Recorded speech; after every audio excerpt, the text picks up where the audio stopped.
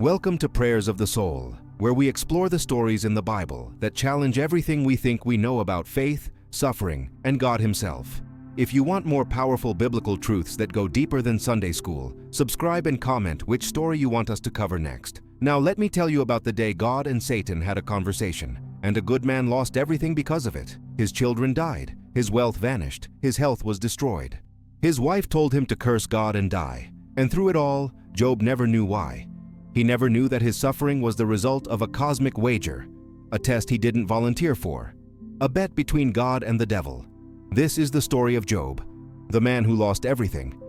And the question that has haunted believers for thousands of years: if God is good, why do the righteous suffer? There was a man named Job who lived in the land of Uz. The Bible describes him with 5 words that would become tragically ironic. Blameless and upright, he feared God and shunned evil. Job wasn't just a good man, he was the best man. Morally impeccable, spiritually devoted, and God Himself acknowledged it. Job had everything: 7 sons and 3 daughters, 7,000 sheep, 3,000 camels, 500 yoke of oxen, 500 donkeys, and a large number of servants. He was the greatest man among all the people of the East, wealthy beyond measure, respected by everyone, blessed by God. His children were close. They would take turns hosting feasts at their homes, and Job would rise early in the morning and offer burnt offerings for each of them, just in case they had sinned in their hearts. He was a faithful father, a righteous man, living a life that seemed to prove that obedience to God leads to blessing. But that life was about to be shattered. One day, something happened that Job knew nothing about. The angels came to present themselves before the Lord, and Satan came with them. God asked Satan, "Where have you come from?" Satan answered, "From roaming throughout the earth, going back and forth on it." Satan was restless, prowling, looking for something, someone, and God, knowing exactly what Satan was doing, brought up Job. "Have you considered my servant Job? There is no one on earth like him. He is blameless and upright, a man who fears God and shuns evil." It was a statement of pride, of affirmation. God was pleased with Job. But Satan wasn't impressed. He responded with a challenge that would change Job's life forever. "Does Job fear God for nothing? Have you not put a hedge around him and his household and everything he has? You have blessed the work of his hands, so that his flocks and herds are spread throughout the land. But now stretch out your hand and strike everything he has, and he will surely curse you to your face." Satan's accusation was clear. Job only loves God because God has been good to him. Take away the blessings, and Job's faith will crumble. His worship is transactional, conditional, fake. It was a devastating claim, and God, instead of dismissing it, accepted the challenge. "Very well then, everything he has is in your power, but on the man himself do not lay a finger." God gave Satan permission to destroy Job's life, not because Job had sinned, not because Job deserved it, but to prove a point. To demonstrate that genuine faith isn't based on circumstances, that worship isn't contingent on blessing, that a man can love God even when God seems to have abandoned him. The bet was made, and Job had no idea. He woke up that morning the same way he always did: wealthy, healthy, surrounded by family, confident in God's favor. He had no warning, no preparation, no chance to brace himself for what was coming. And that's the terrifying part. Job's life fell apart in a single day, not gradually, not over years. In one horrific, devastating day, Job was at home when a messenger came running, breathless, panicked. The oxen were plowing and the donkeys were grazing nearby, and the Sabeans attacked and made off with them. They put the servants to the sword, and I am the only one who has escaped to tell you. Before Job could process the news, another messenger arrived. The fire of God fell from the heavens and burned up the sheep and the servants, and I am the only one who has escaped to tell you. Fire from heaven. Job's mind must have reeled. Was this judgment? Had he sinned without knowing it? But there was no time to think. A third messenger came running. "The Chaldeans formed 3 raiding parties and swept down on your camels and made off with them. They put the servants to the sword, and I am the only one who has escaped to tell you." 3 attacks. 3 losses: his oxen, sheep, and camels. His entire livelihood wiped out in minutes. Job was in shock, but the worst was still coming. A fourth messenger arrived, and the look on his face told Job that this news was different, worse. Your sons and daughters were feasting and drinking wine at the oldest brother's house, when suddenly a mighty wind swept in from the desert and struck the four corners of the house. It collapsed on them and they are dead, and I am the only one who has escaped to tell you. All 10 of his children, dead, in an instant, crushed under the rubble of a house that should have been safe. Job's wealth was gone, his servants were dead, and now his children, the ones he prayed for every morning, were gone too. Everything he loved, everything he had worked for, everything that gave his life meaning, destroyed, in one day, by forces beyond his control. Satan had struck with precision, and Job was left standing in the ruins of his life. The Bible records Job's response with heartbreaking simplicity. At this, Job got up and tore his robe and shaved his head. Then he fell to the ground in worship and said, "Naked I came from my mother's womb, and naked I will depart. The Lord gave, and the Lord has taken away. May the name of the Lord be praised." He worshipped. In the midst of unimaginable grief, Job worshipped. He didn't curse God. He didn't demand answers. He didn't shake his fist at heaven. He acknowledged God's sovereignty, his right to give and take, and he praised him. It's one of the most stunning displays of faith in all of Scripture. But it's also important to understand what Job didn't know. He didn't know about the conversation between God and Satan. He didn't know this was a test. He didn't know that God had confidence in him. All Job knew was that his life had been destroyed, and he chose to worship anyway. Satan returned to heaven, and God said to him, "Have you considered my servant Job? He still maintains his integrity, though you incited me against him to ruin him without any reason." Job had passed the test. His faith had held, but Satan wasn't finished. Skin for skin. A man will give all he has for his own life. But now stretch out your hand and strike his flesh and bones, and he will surely curse you to your face. Satan's new argument was simple. A man can handle losing possessions, even losing loved ones. But when his own body is in agony, when his own life is at stake, then his faith will break. And once again, God allowed it. Very well then, he is in your hands, but you must spare his life. Another layer of suffering was approved, and Job, still grieving, still trying to make sense of his losses, was about to face a new torment. Satan afflicted Job with painful sores from the soles of his feet to the crown of his head, boils that covered his entire body.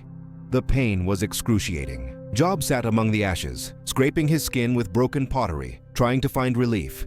He was unrecognizable. His appearance was so disfigured that later, when his friends came to visit, they didn't recognize him. They sat in silence for 7 days because his suffering was too great for words. And in the middle of his physical agony, his wife, the one person who should have stood by him, broke. She looked at her husband, covered in sores, sitting in ashes, and said, "Are you still maintaining your integrity? Curse God and die." It was the most devastating statement. The invitation to give up, to admit defeat, to end the suffering by ending his faith. But Job refused. "You are talking like a foolish woman. Shall we accept good from God and not trouble?" Even in his darkest moment, Job held on. But as the days turned into weeks, Job's resolve began to crack. Not his faith in God's existence, but his understanding of why this was happening. He didn't curse God, but he did curse the day he was born. "May the day of my birth perish, and the night that said, 'A boy is conceived.' Why did I not perish at birth and die as I came from the womb?" Job's anguish poured out in raw, honest lament. He wanted to die. He saw no purpose in his suffering. He couldn't understand why God, whom he had served faithfully his entire life, would allow this. 3 friends came to comfort him: Eliphaz, Bildad, and Zophar. They sat with him in silence for 7 days, a beautiful gesture of solidarity. But when they finally spoke, their words brought no comfort. They were convinced that Job must have sinned, that suffering this severe couldn't happen to an innocent man, that God was punishing him for some hidden wickedness. Eliphaz said, "Consider now, who, being innocent, has ever perished? Where were the upright ever destroyed?" His logic was simple.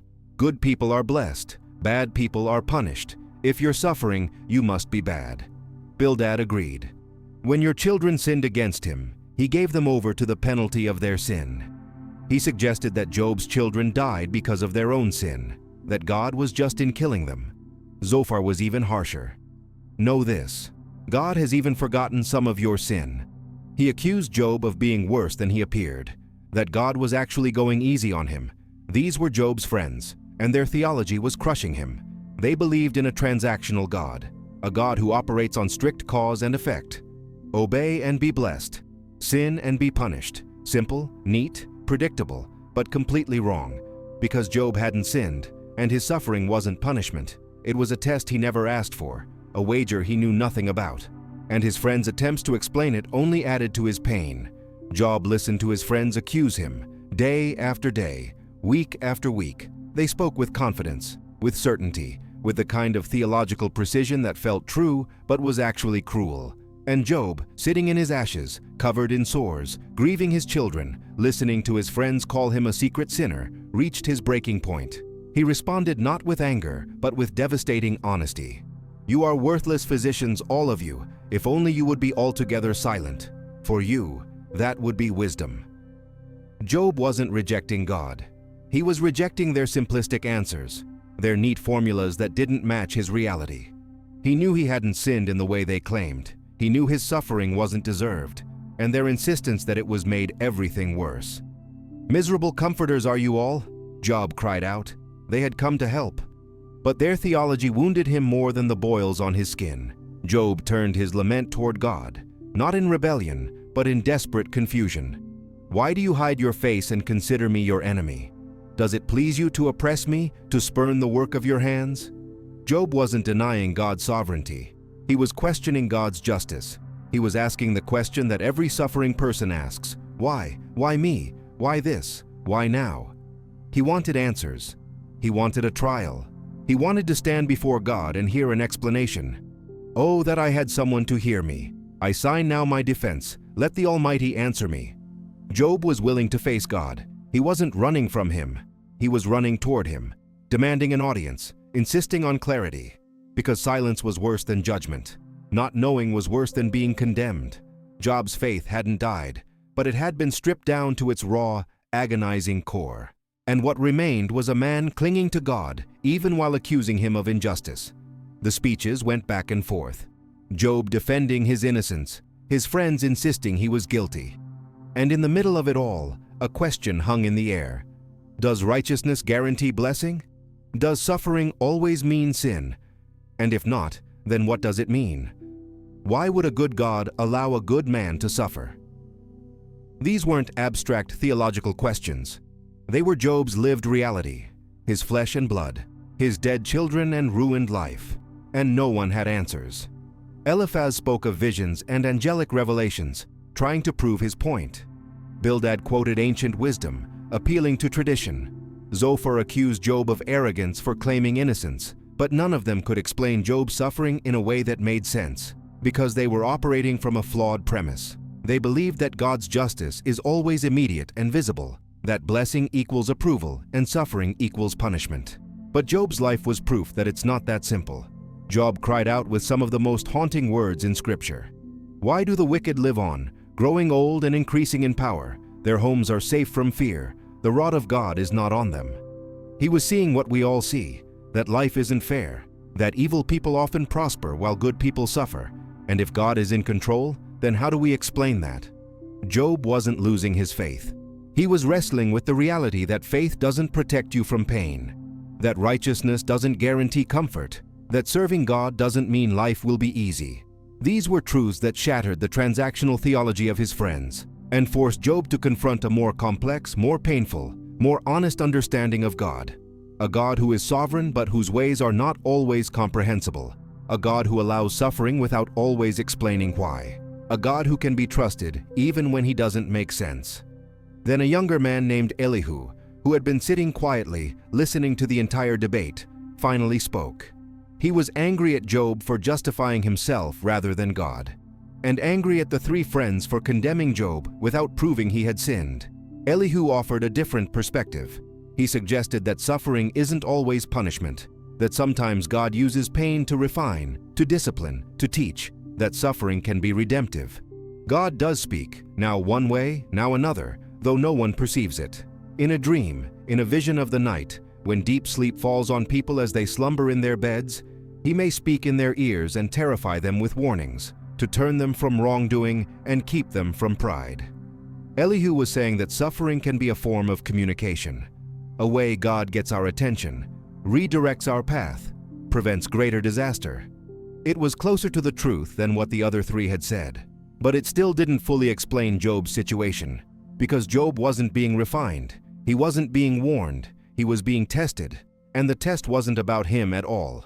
It was about the nature of faith itself. Elihu prepared the way for what came next. He pointed to the storm clouds gathering on the horizon and said, "The Almighty is beyond our reach and exalted in power. In his justice and great righteousness he does not oppress. Therefore people revere him, for does he not have regard for all the wise in heart?" And as Elihu finished speaking, the storm arrived, not a natural storm, a theophany, a manifestation of God himself. The Lord spoke to Job out of the whirlwind, and when God finally answered, his response was nothing like what Job expected. God didn't explain the bet with Satan, he didn't justify the suffering, he didn't apologize or offer comfort. Instead, God asked Job questions, dozens of them. "Where were you when I laid the earth's foundation? Tell me, if you understand. Who marked off its dimensions? Surely you know. Who stretched a measuring line across it? On what were its footings set? Or who laid its cornerstone while the morning stars sang together and all the angels shouted for joy?" God took Job on a tour of creation, the foundations of the earth, the boundaries of the sea, the storehouses of snow, the constellations in the sky, the behavior of wild animals, the mystery of the ostrich, the power of the horse, the flight of the hawk, question after question, not to humiliate Job, but to reframe the conversation, to remind Job that the universe is vast, complex, and beyond human comprehension. And if Job couldn't explain the natural world, how could he expect to understand the moral governance of the universe? God was saying, "I am bigger than your categories. My ways are higher than your ways. You see one moment, one life, one tragedy. But I see everything, all of time, all of eternity, all of creation, and I am working in ways you cannot perceive. Trust is required, not because you understand, but because I am God and you are not." God continued, "Do you have an arm like God's? And can your voice thunder like his? Then adorn yourself with glory and splendor, and clothe yourself in honor and majesty. Unleash the fury of your wrath. Look at all who are proud and bring them low. Look at all who are proud and humble them. Crush the wicked where they stand. Then I myself will admit to you that your own right hand can save you." The implication was clear. If Job could run the universe better than God, then let him try. If Job could establish justice, defeat evil, govern creation, and save himself, then he had the right to question God's decisions. But Job couldn't. No human can. We don't have the power, the wisdom, or the perspective to judge God's actions. We can question, we can lament, we can cry out in pain, but we cannot stand as his judge. Job understood. He responded, "I am unworthy. How can I reply to you? I put my hand over my mouth. I spoke once, but I have no answer. Twice, but I will say no more." Job wasn't silenced by force. He was humbled by perspective. He realized that his demand for answers presumed an equality with God that didn't exist. He had been treating God like a defendant in a courtroom. But God is the judge, the creator, the sovereign one. And Job's proper posture was not accusation, but submission. God spoke again, this time about two creatures, Behemoth and Leviathan, massive, powerful, untamable beasts that represented chaos and evil.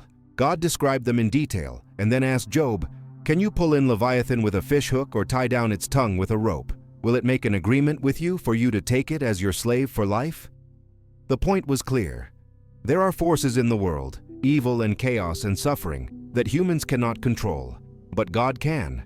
God is sovereign even over Leviathan, even over the chaos that seems to rage unchecked. And if God allows that chaos to touch Job's life, it's not because God is weak or indifferent. It's because God is working in ways that transcend human understanding. Job's suffering was real. His pain was valid. His questions were honest. But the answer he received wasn't an explanation. It was an encounter, not information, but presence, not reasons, but relationship. God didn't say, "Here's why you suffered." He said, "Here's who I am," and that is enough. Job's final response is one of the most beautiful and haunting passages in Scripture. "I know that you can do all things. No purpose of yours can be thwarted. You asked, 'Who is this that obscures my plans without knowledge?' Surely I spoke of things I did not understand, things too wonderful for me to know. My ears had heard of you, but now my eyes have seen you. Therefore I despise myself and repent in dust and ashes." Job repented, not for sin, not for doing something wrong, but for presuming to understand what he couldn't, for demanding answers that were beyond his capacity to comprehend. He had known about God. Now he knew God, and that changed everything. The encounter with God didn't erase Job's suffering. It didn't bring his children back. It didn't heal his body instantly, but it gave him something more foundational. It gave him the assurance that God was real, present, and sovereign. That his suffering, however incomprehensible, was not random. That God was still God. And that was enough. After Job repented, God turned to Eliphaz, Bildad, and Zophar. And his words were shocking. "I am angry with you and your 2 friends, because you have not spoken the truth about me, as my servant Job has." Job, who had questioned God, accused God, demanded answers from God, had spoken the truth. But the 3 friends who had defended God's justice, explained away Job's suffering, and insisted on a neat theological system, had spoken falsely. Why? Because they had reduced God to a formula. They had made him predictable, controllable, understandable. They had created a God who fit their theology rather than submitting their theology to who God actually is. Job, in his raw honesty, in his pain-filled questions, in his refusal to accept easy answers, had honored God more than his friends ever did. God told them to offer sacrifices and ask Job to pray for them. And Job, the man who had every right to be bitter toward these friends who had added to his suffering, prayed for them. And God accepted his prayer. Then something remarkable happened.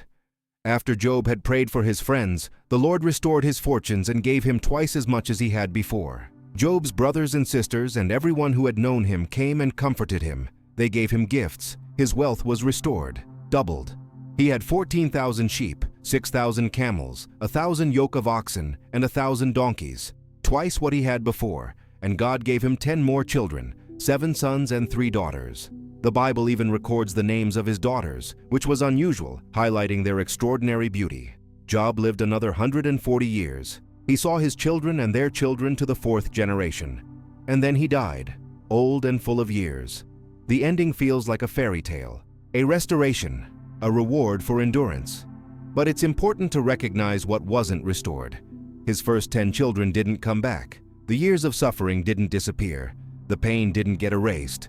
Job was blessed again, but the scars remained. The new children didn't replace the ones who died.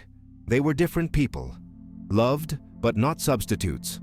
The story of Job forces us to confront uncomfortable truths about suffering, God, and faith.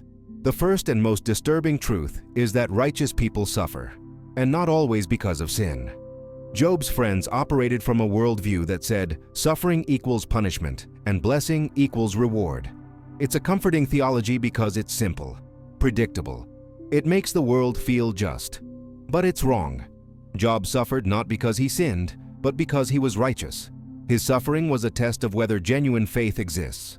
Whether a person can love God for who he is, not for what he gives. That's a terrifying thought, because it means that obedience doesn't guarantee protection, that following God doesn't mean life will be easy, that bad things can happen to good people without explanation.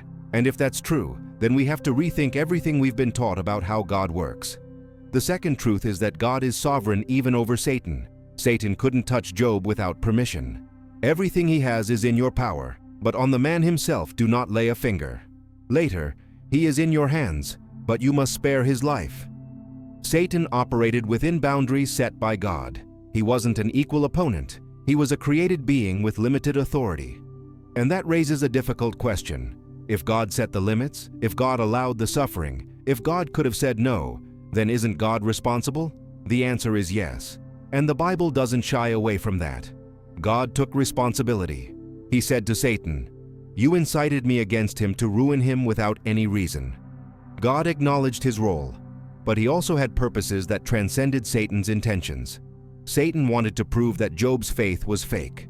God wanted to demonstrate that genuine faith exists. Satan wanted to destroy Job. God wanted to refine and reveal Job's character. The same event, two different purposes, and God's purpose prevailed. The third truth is that suffering is sometimes a spiritual battle we know nothing about. Job never learned about the conversation between God and Satan. The Bible records it for us, the readers, but Job died without that knowledge. He suffered without knowing why. He endured without understanding the cosmic significance of his pain. And that's the reality for most of us. We don't know what spiritual battles are happening behind the scenes. We don't know what God is demonstrating through our lives. We don't know how our faithfulness in suffering might be an answer to accusations we've never heard. Job's story suggests that our suffering isn't always about us. Sometimes it's about something bigger, a demonstration of God's glory, a refutation of Satan's lies, a testimony to the reality of genuine faith. That doesn't make the pain less real, but it does mean the pain isn't meaningless. The fourth truth is that God doesn't owe us explanations. Job wanted answers. He demanded a trial. He insisted on knowing why. And when God finally spoke, he didn't explain. He didn't say, "Here's what happened in heaven. Here's why I allowed it. Here's the purpose behind your suffering." Instead, God asked questions. He revealed his majesty. He demonstrated his power and wisdom. And he essentially said, "Trust me, not because you understand, but because I am God." That's hard to accept in a culture that believes we have a right to know everything, that demands transparency and explanation. But God is not obligated to explain himself to us. He is God, we are not. And sometimes faith means trusting without understanding, believing without seeing, holding on even when it makes no sense. The fifth truth is that honest lament is not the same as faithlessness. Job cursed the day he was born. He wished he had died in the womb. He accused God of treating him like an enemy. And yet, God said Job spoke what was right. Job's raw honesty, his pain-filled questions, his refusal to pretend everything was fine, honored God more than his friends' sanitized theology. Because lament is an act of faith. It assumes that God is listening, that he cares, that he can handle our questions, that relationship with him is real enough to include anger and confusion. The Psalms are filled with lament. How long, O Lord? Will you forget me forever? Why do you hide your face from me? My God, why have you forsaken me? These aren't the words of people who have lost faith. They're the words of people whose faith is so real that they can be honest with God about how much it hurts. Job teaches us that it's okay to not be okay, that we don't have to have all the answers, that we can cry out to God in pain and confusion and still be faithful. The sixth truth is that theology matters. Job's friends meant well. They wanted to help, but their theology wounded him. They believed in a transactional God, a cosmic vending machine. Put in obedience, get out blessing. Put in sin, get out punishment. Simple, neat, wrong. Their theology couldn't account for Job's suffering. So instead of adjusting their theology, they accused Job. They twisted his pain into evidence of hidden sin. They added guilt to his grief. And God rebuked them for it. Bad theology kills. It crushes the suffering. It isolates the grieving. It turns pain into shame. Job's story teaches us to be careful with our words, to acknowledge mystery, to resist the urge to explain away someone's suffering with simplistic formulas. Sometimes the most loving thing we can do is sit in silence, to be present without offering answers, to weep with those who weep instead of lecturing them about why they're weeping. The seventh truth is that restoration doesn't erase suffering. Job's fortune was restored. He had more children. He lived a long life, but his first 10 children were still dead. The years of suffering still happened. The pain still left scars. The happy ending doesn't undo the tragedy. And that's important to recognize, because sometimes we read Job's story and think, see, it all worked out in the end, as if the restored wealth and new children made everything okay. But it didn't. Job carried the memory of his losses for the rest of his life. He was blessed again, but he was also forever changed. And that's the reality of suffering. It marks us. Even when God restores, even when life gets better, we carry the scars. The story of Job doesn't promise that suffering will always end with restoration in this life. It promises that God is present in the suffering, that faith can endure even when circumstances don't change, that God's purposes are bigger than our comfort. The eighth truth is that faith isn't about getting something from God. It's about trusting God for who He is. Satan's accusation was that Job only served God because God blessed him. Take away the blessings, and the faith would crumble. But Job proved Satan wrong. Not perfectly, not without struggle, but ultimately Job chose faith even when there was no tangible reason to. He worshipped when his children were dead. He trusted when his body was covered in sores. He clung to God even when God seemed silent. That's genuine faith, not faith that bargains, not faith that demands, but faith that says, "Even if you slay me, yet will I trust in you." It's the kind of faith that loves God in the dark, that worships without answers, that believes even when it hurts. And that kind of faith is rare, precious, powerful, because it's not based on circumstances. It's based on the character of God. The ninth truth is that God's presence is more important than God's explanations.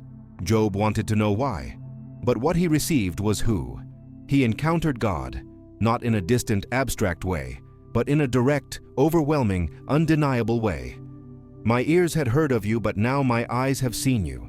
The difference between second-hand knowledge and personal experience, between knowing about God and knowing God. And that encounter changed everything, not because it answered his questions, but because it anchored his soul. Job realized that if God is real, if God is present, if God is sovereign, then even the suffering that makes no sense is somehow held within God's greater purpose. The encounter didn't make the pain disappear, but it gave Job something to hold on to, a foundation that couldn't be shaken, the assurance that he was not alone, that God saw him, heard him, cared, and that was enough. The 10th truth is that Job's story points us to Jesus. Job was an innocent sufferer. He endured pain he didn't deserve. He was crushed under the weight of testing he didn't choose, and through it all, he remained faithful. But Job wasn't perfect. He struggled, he questioned, he faltered. Jesus, on the other hand, was the perfectly innocent sufferer. He endured the cross not because of a test, but because of love. Not to prove his faith, but to purchase our salvation. Job's suffering was mysterious. Jesus' suffering was purposeful. Job suffered without knowing why. Jesus suffered knowing exactly why. And on the cross, Jesus cried out, my God, why have you forsaken me?" He experienced the ultimate abandonment, the separation from the Father that Job never faced. And he did it willingly, so that we would never be truly forsaken, so that our suffering would never be meaningless, so that even in the darkest valley, God is with us. Job's story doesn't answer every question about suffering.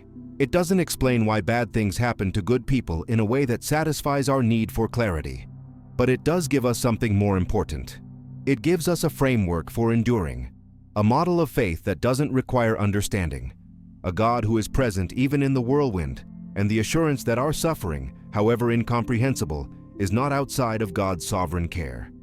Job's story is not primarily about suffering. It's about faithfulness in suffering. It's about trust when there are no answers. It's about worship in the darkness. And it's about a God who is bigger, wiser, and more loving than we can comprehend. Job lost everything, but in the end, he gained what matters most. He gained God. Not just knowledge about God, but encounter with God. And that encounter sustained him through the rest of his life. That encounter can sustain us too. So what does Job's story mean for us today? How do we apply this ancient text to our modern lives? First, it means we need to abandon the idea that suffering always indicates sin, that bad things only happen to bad people, that if we're suffering, God must be punishing us. Job's friends believed that, and God rebuked them for it. The truth is more complex and more painful. Suffering happens to everyone, to the righteous and the wicked, to the faithful and the faithless, to those who love God and those who don't. We live in a broken world, a world where disease exists, where accidents happen, where evil people cause harm, where natural disasters strike, and none of that is necessarily a direct punishment from God. Sometimes suffering is simply the result of living in a fallen world. Sometimes it's spiritual warfare. Sometimes it's a test. Sometimes it's a consequence of our choices. And sometimes, like Job, we'll never know why. But what we do know is that suffering doesn't mean God has abandoned us. It doesn't mean we've done something wrong. It doesn't mean our faith is weak. It just means we're human, living in a world that's waiting for redemption. Second, Job's story teaches us how to sit with suffering people, what not to say, what not to do. Job's friends started well. They sat with him in silence for 7 days. That was beautiful. But then they opened their mouths and made everything worse. They tried to explain, to fix, to offer answers, and their answers added to Job's pain. Because when someone is suffering, they don't need theology lessons. They don't need to be told why it's happening. They don't need to be convinced that it's for their own good. They need presence. They need compassion. They need someone to sit in the ashes with them and acknowledge that this is hard, that it's okay to cry, that it's okay to not understand, that it's okay to be angry. Job's story teaches us to resist the urge to explain suffering, to be comfortable with mystery, to say, I don't know why this is happening, but I'm here, and I'm not leaving. That's what love looks like in the midst of pain. Third, Job's story gives us permission to be honest with God, to ask why, to cry out in pain, to express our confusion and frustration and anger. Job did all of that. And God said he spoke what was right. We don't have to pretend we're fine. We don't have to fake faith. We don't have to put on a spiritual mask and act like everything makes sense. God can handle our questions. He can handle our doubt. He can handle our anger, because he knows our hearts anyway. Pretending doesn't fool him. It only isolates us. Job's lament was raw and real, and it was an act of faith, because he was still talking to God, still engaging, still believing that God was listening. If you're suffering right now, if you're confused and hurt and don't understand why God is allowing this, it's okay to tell him. It's okay to cry out. It's okay to say, this doesn't make sense. I need help. I need answers. I need you. God isn't offended by honesty. He's honored by it, because it means you still believe he's there. Fourth, Job's story reminds us that God's ways are higher than our ways, that we don't have the full picture, that what seems unjust to us might be part of a bigger plan we can't see. Job couldn't see the conversation in heaven. He couldn't see that his suffering was answering Satan's accusation. He couldn't see that his faithfulness was demonstrating something profound about the nature of genuine worship. All he could see was his pain, and that's often where we are too. We see the moment, the loss, the injustice, but we don't see the full story. We don't see what God is doing behind the scenes, what he's preventing, what he's preparing, what he's accomplishing through our suffering. And we probably won't see it in this lifetime. Job never did, but he learned to trust anyway, to believe that God was good even when life wasn't, to worship even when he didn't understand. And that's the kind of faith God is looking for. Faith that doesn't demand explanations. Faith that trusts the character of God more than the circumstances of life. Fifth, Job's story teaches us that restoration is possible, that suffering doesn't last forever, that God can bring beauty from ashes. Job's latter days were more blessed than his former days. He saw his children and grandchildren. He lived a long, full life. He experienced restoration. But it's important to recognize that restoration doesn't always look the way we expect. And it doesn't always happen in this life. Job got his wealth back. He had more children. But some things were never the same. His first 10 children were still gone. The years of suffering couldn't be undone. The scars remained. And for many people, restoration in this life doesn't come. They suffer until they die. They never get answers. They never see justice. They never experience the happy ending. But that doesn't mean restoration isn't real. It just means that ultimate restoration happens in eternity. When God wipes away every tear, when there's no more pain or suffering or death, when everything that was broken is made whole. Job's earthly restoration points to that eternal restoration, and it gives us hope that even if we don't see it now, it's coming. Sixth, Job's story challenges us to examine our own faith. Why do we serve God? Is it because of what he gives us? Because life is going well? Because we're healthy and comfortable and blessed? Or is it because of who he is? Would we still worship if everything was taken away? If we lost our health, our wealth, our loved ones, would our faith survive? Satan's accusation against Job is an accusation against all of us. Do you fear God for nothing? Do you love him for himself or for what he provides? It's a question we don't like to face. Because the honest answer is often uncomfortable, we want to believe our faith is pure and unconditional. But if we're honest, much of our faith is tied to our circumstances. When life is good, faith is easy. When life is hard, faith wavers. Job's story challenges us to develop a deeper faith, a faith rooted not in blessing but in the character of God, a faith that says, though he slay me, yet will I trust in him. That's the kind of faith that endures, That's the kind of faith that Satan cannot destroy. Seventh, Job's story warns us about the danger of a transactional relationship with God, of treating God like a vending machine, of thinking that if we do the right things, God owes us a good life. That's not how it works. God is not a formula. He's a person, and relationship with Him is not transactional, it's covenantal. He doesn't promise to protect us from all suffering. He promises to be with us in the suffering. He doesn't promise to answer all our questions. He promises to be the answer.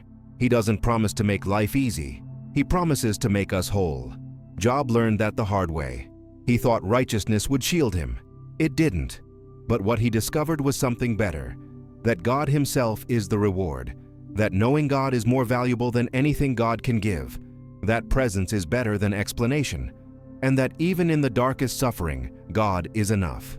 Eighth, Job's story prepares us for a world that doesn't make sense, where evil prospers and good suffers, where children die and wicked people live, where justice is delayed and pain is prolonged. We want the world to be fair. We want righteousness to be rewarded and wickedness to be punished, immediately, visibly. But that's not the world we live in. Job saw that. Why do the wicked live on, growing old and increasing in power? It's the question every generation asks. And the answer is that we live in the time between the fall and the restoration, between the breaking and the healing. In this in-between time, suffering is real. Injustice is real. And we have to learn to live with that tension, to trust that God is still sovereign even when it doesn't look like it, to believe that justice will come even when it's delayed, to hold on to hope even when circumstances scream despair. Job's story doesn't resolve that tension, but it teaches us how to live within it, with faith, with honesty, with endurance. Ninth, Job's story points us to the only one who truly understands innocent suffering, Jesus. Job was innocent, but he wasn't sinless. He struggled, he questioned, he needed God's correction. But Jesus was perfectly innocent, perfectly righteous, and He suffered more than Job ever did. He was betrayed by a friend, denied by another, abandoned by all. He was falsely accused, unjustly convicted, brutally tortured, and crucified. He experienced the full weight of God's wrath against sin, and He did it willingly, for us. Job's suffering was a test. Jesus' suffering was a sacrifice. Job's pain was temporary. Jesus' pain purchased eternity. And because Jesus suffered, He understands our suffering. He's not a distant God who watches from heaven, unmoved by our pain. He's the God who entered into suffering, who knows what it's like to be betrayed, abandoned, tortured, and killed. And because He rose from the dead, He promises that our suffering is not the end of the story, that resurrection is coming, that redemption is real, that one day all the pain will make sense in the light of His glory. 10th, Job's story ultimately teaches us that God is enough, not God plus blessings, not God plus health, not God plus answers, just God. That's what Job discovered. He lost everything, and in the losing, he found what mattered most, God Himself. My ears had heard of you, but now my eyes have seen you. The encounter with God didn't give Job explanations, but it gave him something better. It gave him God, and that was enough.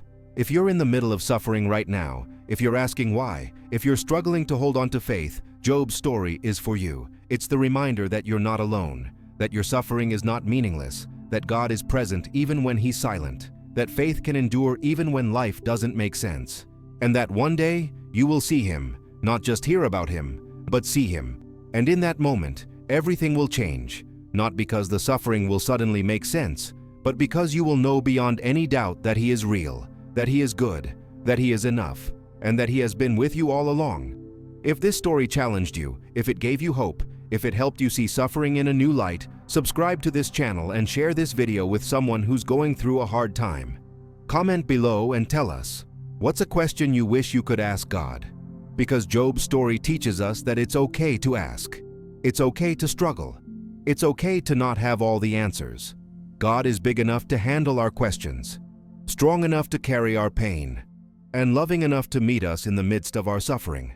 Job lost everything, but in the end, he gained what matters most.